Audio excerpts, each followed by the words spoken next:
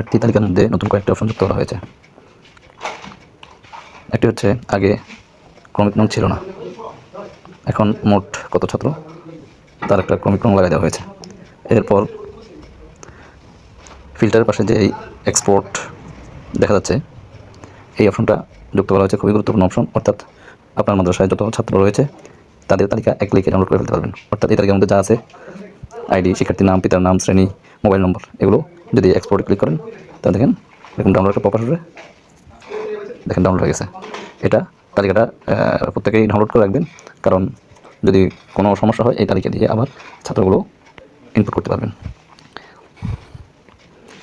তারপরে ছাত্র তালিকার মধ্যে এই চোখের মতো প্রথম অপশন যেটা দেখতে পাচ্ছেন, এটা দিয়ে তাদের প্রোফাইল দেখা যায়, হাজিরা, যে তারপরে এখানে রয়েছে ফি বিবরণ, তার এখানে রয়েছে পরীক্ষার ফলাফল, এখানে মাসাবা রিপোর্ট, এখানে হচ্ছে নোটিশ। এই তারপরে দ্বিতীয় অপশন, এটা হচ্ছে আইডি কার্ডের। ক্লিক করলে তার আইডি কার্ড দেখা যাবে। এটা প্রিন্ট দিয়ে প্রত্যেক ছাত্রকে আইডি কার্ড বানিয়ে দেওয়া যাবে। এবং এই যে কিউআর কোড দেখছেন, এটা দিয়ে দুটি কাজ করা যায়। একটা হচ্ছে এটা স্ক্যান করে হাজিরা নেওয়া যায়, আবার দ্বিতীয় এটা স্ক্যান করে প্রত্যেকে ছাত্রের প্রোফাইল দেখতে পারবে কোনো ইউজার পাসওয়ার্ড ছাড়া।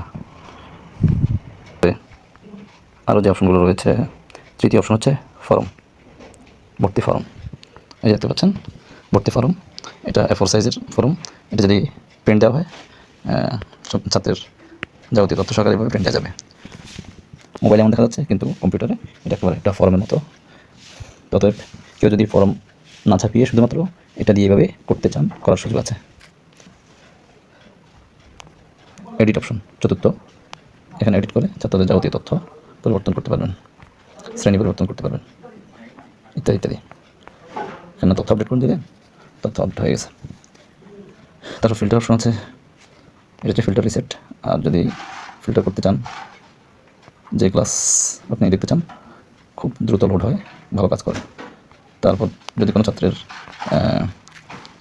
এরকম ইউজার আইডি সার্চ করতে চান সেটাও পারবেন, অথবা নাম দিয়ে সার্চ করতে চান সেটাও পারবেন। যেমন আমি এই ইউজার আইডি দিয়ে দেখেন এই ছাত্র এসে গেছে, অথবা কারো নাম দিয়ে তালাশ করলেও সেটা পাবেন।